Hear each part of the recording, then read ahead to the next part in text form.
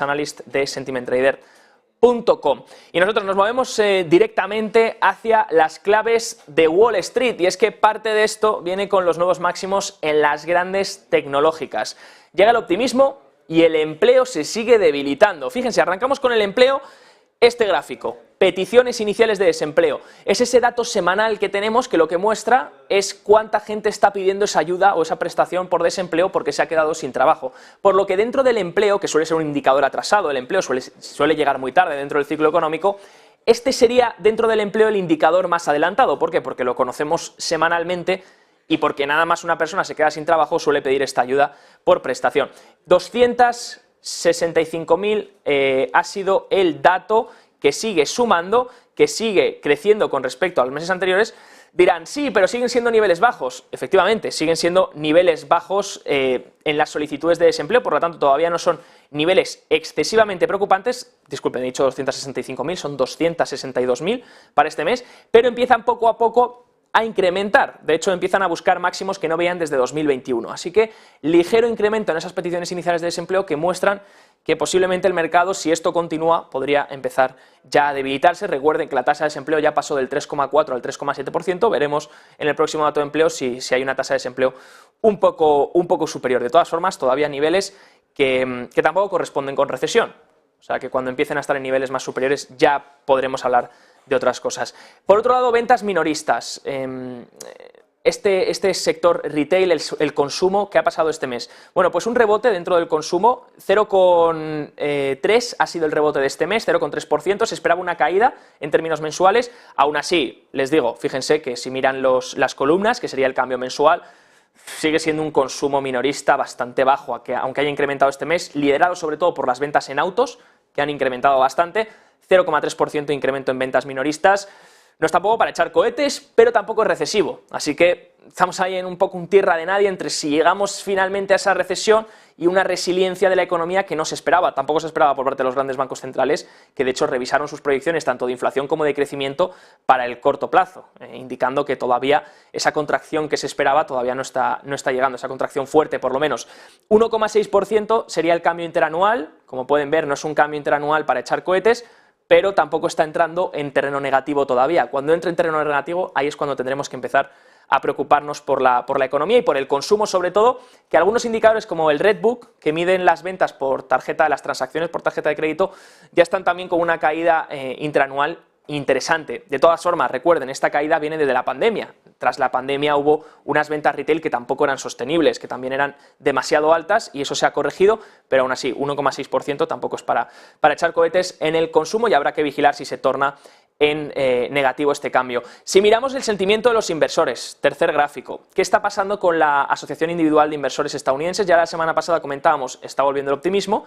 Bueno, pues hoy continúa, esta semana continúa ese optimismo, 45,2% de los encuestados responde que están alcistas en el mercado, así que poco a poco se van sumando inversores, sobre todo inversores individuales, inversores retail, minoristas, que poco a poco se van sumando al mercado con más optimismo. Y una vez ya el optimismo sea muy fuerte, ahí es donde tendremos que tener precaución, porque de nuevo, igual que las bolsas rebotaron con un pesimismo muy fuerte, las bolsas podrían tocar techo con un optimismo muy fuerte también. Todavía no estamos en optimismos máximos, en zonas máximas de optimismo, pero poco a poco se van sumando más y más inversores al mercado, ¿no?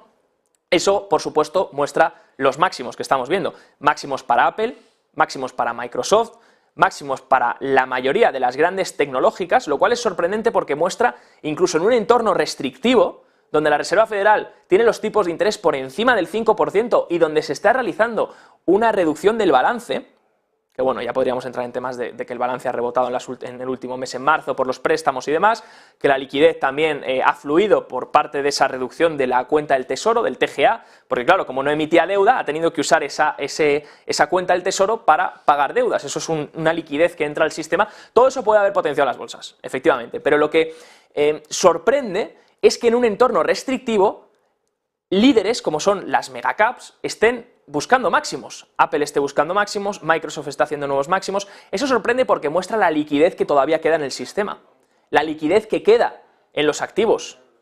No es, incluso con un sistema restrictivo, porque en 2020 tenía más sentido porque había estímulos, había bajadas de tipos de interés, había ayudas por parte de la Reserva Federal.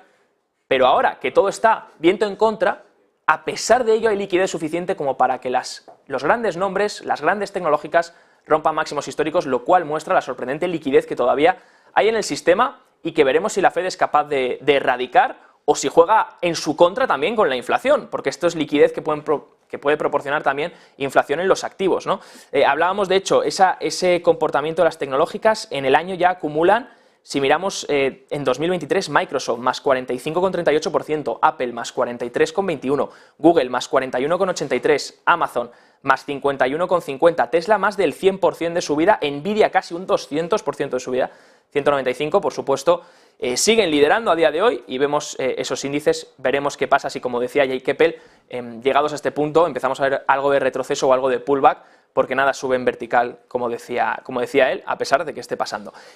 También, si miramos en clave bursátil, Intel se va a preparar para ganar 11.000 millones en subsidios para la planta de chips alemana. De hecho, recibirá esos 11.000 millones por el gobierno alemán para un complejo de fabricación de chips en la parte este del país. La empresa propuso el inicio de la construcción de la planta, que ya había acordado construir previamente, en ayuda al gobierno a finales del año pasado debido a dificultades económicas, y había estado solicitando más fondos. Así que finalmente Alemania ha expresado ahora su voluntad de otorgar aproximadamente 10.000 millones de euros como parte de las negociaciones, y esto por supuesto podría impulsar a Intel para fabricar nuevas plantas y también para generar más beneficios.